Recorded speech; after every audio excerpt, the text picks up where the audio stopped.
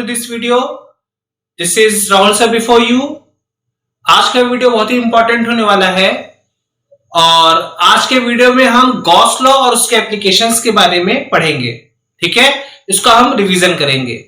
ठीक है, तो उससे पहले आपके दिमाग में अभी कुछ भी चल रहा हो तो दुनिया भर की बातें अपने दिमाग से निकाल लीजिए और सिर्फ गॉस लॉ उसके एप्लीकेशन के रिवीजन के टर्म्स में आपको इस वीडियो के बारे में कॉन्सेंट्रेट होना है। इस वीडियो को सुनने के बाद, देखने के बाद आपके दिमाग में चैप्टर बिल्कुल बैठ जाएगा। आपके दिमाग से कभी भी ये इरेज नहीं होगा। ठीक है, तो चलिए चलते हैं revision of Gauss law and its application की तरफ। सबसे पहले हम लोग प्लेन एंगल के बारे में पढ़ेंगे। प्लेन एंगल आप लोग पहले से पढ़ चुके हो। ठीक है, जैसे अगर हम लोग सर्कल पे कोई आर्क लेते हैं, वो आर्क सेंटर पे जितना एंगल सबटेंड करता है उसे हम लोग कहते हैं प्लेन एंगल। तो इसका फॉर्मूला होता है angle equal to arc upon radius, कोण बराबर चाप बटे त्रिज्या। ठीक है, और इसकी यूनिट होती है रेडियन। ठीक है, इसके बारे में आप पहले से पता है। अब हम लोग पढ़ेंगे घन कोण या सॉलिड एंगल। इंग्लिश में सॉलिड एंगल कहते हैं, हिंदी में घन कोण कहते हैं। तो आप लोग जब तरबूज का एग्जांपल लें तो तरबूज में जब आप कोई पीस कट करते हो तो वो जो सरफेस का जो पीस कट किया आपने, वो सरफेस कटा हुआ सेंटर पे जितना एंगल सबटेंड करता है, that is your solid angle, घन कोण। इसको अगर हम एक एग्जांपल के तौर पे समझें तो जो हमारा टॉर्च होता है, उस टॉर्च से जो रोशनी निकलती है, जो लाइट निकलती है, वो जो है एक तरीके से घन कोण बनाते हुए निकलती है। ठीक इसी तरीके से जो बर्थडे में जो बच्चे कैप लगाते हैं, वो जो कैप होता है जो कोन शेप का, वो जो उसके अंदर का एंगल होता है, that is your solid angle और घन कोण। ठीक है, और इसकी यूनिट होती है स्टेरेडियन।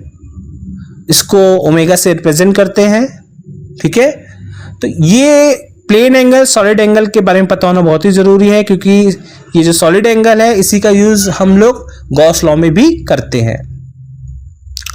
अब हम लोग वैद्युत फ्लक्स के बारे में पढ़ते हैं, इलेक्ट्रिक फ्लक्स। इलेक्ट्रिक फ्लक्स क्या होता है कि अगर कोई पृष्ठ एक समान वैद्युत क्षेत्र के सामने रखा हुआ है तो उस पृष्ठ से लंबवत कितनी वैद्युत बल रेखाएं निकल रही हैं, उनकी संख्या वैद्युत फ्लक्स के द्वारा ही पता लगती है। तो ये क्या रिप्रेजेंट करता है कि किसी सरफेस के परपेंडिकुलर कितनी इलेक्ट्रिक फील्ड लाइंस हमारी निकल रही हैं, एंटर कर रही हैं या एग्जिट कर रही हैं। ठीक है, इसको हम लोग फाई से रिप्रेजेंट करते हैं। इट्स ए स्केलर क्वांटिटी, ये एक अदिश राशि है और इसका जो फॉर्मूला होता है वो होता है फाई बराबर ई डॉट डी एस। तो डॉट लगा है तो इसका मतलब ये एक ऐसी क्वांटिटी है, स्केलर क्वांटिटी, और ई डॉट डी एस को जब हम ओपन करेंगे तो क्या हो जाएगा, E D S cos theta. तो अगर कोई फील्ड लाइंस किसी सरफेस से एंगल सबटेंड कर रही है तो हम क्या करेंगे, उस इलेक्ट्रिक फील्ड की वैल्यू हम उस सरफेस के परपेंडिकुलर के टर्म्स में हम लोग फाइंड आउट कर लेंगे एंड देन हम लोग क्या कर लेंगे, उसको एरिया से मल्टीप्लाई करके हम उसके फ्लक्स की वैल्यू को इजीली कैलकुलेट कर सकते हैं। ठीक है, अब हम लोग आते हैं अपने गॉस लॉ पे। ठीक है, तो देखो गॉस लॉ पढ़ने से पहले हमें गॉसियन सरफेस के बारे में पता होना चाहिए। ये मैंने उस चैप्टर में जब हमने एक्सप्लेन किया था गॉस लॉ, उसके बारे में भी बताया था वहां पे। तो गॉस लॉ हमेशा गॉसियन सरफेस पे ही लगेगा।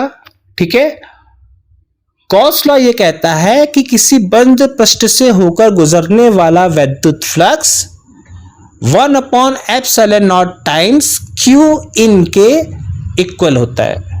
ठीक है, अगर हम गॉस लॉ का मैथमेटिकल टर्म्स बोलें तो phi equal to integration of E dot D S equal to Q in upon ε0।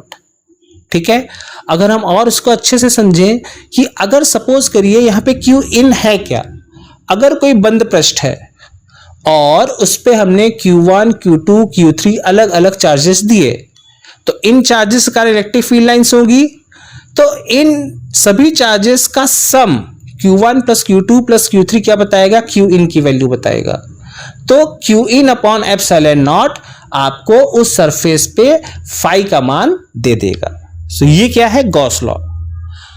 दूसरी इस पे बहुत ही ध्यान रखने वाली बात यह है कि गॉस लॉ हम सिमेट्रिकल केस में लगाएंगे। इस चैप्टर में हमने गॉस लॉ को सिमेट्रिकल केस में लगाया। तो सिमेट्री तीन तरीके की होती है, एक होती है सिलेंड्रिकल सिमेट्री, एक होती है स्फेरिकल सिमेट्री और एक होती है आपकी प्लेन सिमेट्री। ठीक है, तो सबसे पहले हम लोग पढ़े थे सिलेंड्रिकल सिमेट्री।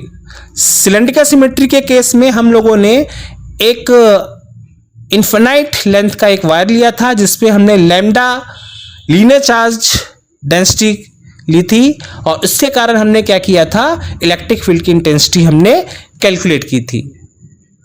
और उसमें हमने एक हाइपोथेटिकल सिलेंडर कंसीडर किया था। सिलेंडर इसलिए कंसीडर किया था because it's a symmetry, it represent symmetry. तो सिमेट्री लगने से गॉसियन सरफेस बन गया, गॉसियन सरफेस बन गया तो इजीली हम लोग गॉस लॉ लगा के हमने उसकी इलेक्ट्रिक फील्ड की वैल्यू हमने कैलकुलेट की थी और इलेक्ट्रिक फील्ड की वैल्यू ई आई थी lambda upon 2 pi epsilon not r. R क्या थी, उस वायर से उस पॉइंट पी के डिस्टेंस जहां पे हमें इलेक्ट्रिक फील्ड की वैल्यू फाइंड आउट करनी थी। ठीक है, ठीक इसी तरीके से सेकेंड केस हम लोग ने किया था स्फेरिकल। किसी चालक गोले के कारण वैद्युत क्षेत्र की तीव्रता हमने निकाली थी। तो अब इस केस में हमने तीन केस लिए थे। एक बार हमने उस कैपिटल आर जो हमने स्फेयर लिया था उसके बाहर हमने इलेक्ट्रिक फील्ड निकाली थी, उसके सरफेस पे निकाली थी और उसके सरफेस के अंदर हमने इलेक्ट्रिक फील्ड की वैल्यू कैलकुलेट की थी। तो सबसे पहले जो बाहर हमारा इलेक्ट्रिक फील्ड की वैल्यू आई थी वो थी E बराबर 1/4 pi epsilon not Q upon r square. ठीक है, यहां पे जो R है वो स्मॉल r है, वो उस स्फेयर का जो रेडियस कैपिटल R है उससे बाहर की डिस्टेंस है। ठीक है, तो R जैसे जैसे बढ़ाते जाओगे E की वैल्यू क्या होती जाएगी, घटती जाएगी, क्योंकि E क्या है, R के इनवर्सली प्रोपोर्शनेट आ रहा है। ठीक है, सेकेंड केस में हम लोगों ने जो E की वैल्यू आई थी वो आई थी E बराबर 1/4 pi epsilon not Q upon capital R square. ठीक है, तो जो यहां पे कैपिटल R क्या है, वो तो स्फीयर की रेडियस है, वो तो चेंज नहीं होगी, Q भी चेंज नहीं होगा। ठीक है, और 1/4 पाई एप्सिलॉन नॉट कांस्टेंट है ही है आपका। तो इसका मतलब क्या हुआ कि स्फीयर के सरफेस पे इलेक्ट्रिक फील्ड इंटेंसिटी मेरी क्या रहेगी, कांस्टेंट रहेगी, वो चेंज नहीं होगी। ठीक है, तो ये सेकंड केस की बात होगी। थर्ड केस था स्फीयर के अंदर इलेक्ट्रिक फील्ड की। तो जब हम किसी स्फीयर को चार्ज देंगे तो वो जो फ्री चार्ज होगा वो उसके सरफेस पे डिस्ट्रीब्यूट होगा और उस सरफेस के अंदर कोई भी फ्री चार्ज मौजूद नहीं रहेगा। तो जब सरफेस के अंदर कोई फ्री चार्ज नहीं मौजूद होगा और हम लोग एक गॉसियन सरफेस बनाते हैं स्फीयर के अंदर, तो वहां पे फ्री चार्ज नहीं होने के कारण जब हम गॉस लॉ लगाएंगे that is phi equal to Q in upon epsilon not, तो वहां पे Q इन तो है ही नहीं, फ्री चार्ज तो है ही नहीं, तो that is inside a conducting sphere there is no electric field. ठीक है, इसीलिए चालक गोले के अंदर कोई भी वैद्युत क्षेत्र नहीं होता है, ये बहुत ही ध्यान रखना, कई बार इसमें क्वेश्चंस आते हैं। ठीक है, नेक्स्ट जो केस था हमारा सिमेट्री का वो था प्लेन सिमेट्री। इस पे हमने क्या किया था, दो इन्फिनाइट शीट की शीट ली थी और उस पे हमने क्या, एक इन्फिनाइट शीट ली थी, उस इन्फिनाइट शीट के कारण हमने क्या निकाला था, इलेक्ट्रिक फील्ड। तो प्लेन सिमेट्री के केस में हमारा जो E की वैल्यू आई थी वो आई थी सिग्मा अपॉन 2 एप्सिलॉन नॉट, जहां पे सिग्मा क्या है, सरफेस चार्ज डेंसिटी।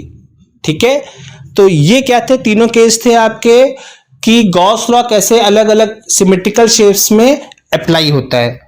अब हमने इसके डिफरेंट और केसेस पढ़े थे कि अगर 2 पैरेलल शीट होंगी जिसपे अलग एक पे होगा प्लस सिग्मा और दूसरे पे होगा माइनस सिग्मा, तो दोनों शीट्स के बीच में कितनी इलेक्ट्रिक फील्ड होगी और आउटसाइड द शीट कितनी होगी। तो बीच में आया था हमारा सिग्मा, E की वैल्यू आई थी सिग्मा अपॉन एप्सिलॉन नॉट। ठीक है, और आउटसाइड द शीट हमारी क्या आई थी, 0। ठीक है, तो अलग अलग केस किए थे हमने पैरेलल शीट के केस में। तो ये पूरा जो चैप्टर था बहुत ही इंपॉर्टेंट था, काफी क्वेश्चंस आते हैं सीधे इसके एप्लीकेशंस पे डायरेक्ट फॉर्मूला यूज करके। बहुत ही इजी चैप्टर है, बस कॉन्सेप्ट को ध्यान में रखिएगा।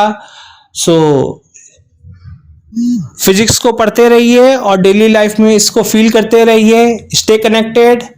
Thank you very much. Good bye. If you like this video, please click subscribe to watch more such videos. Thanks for watching.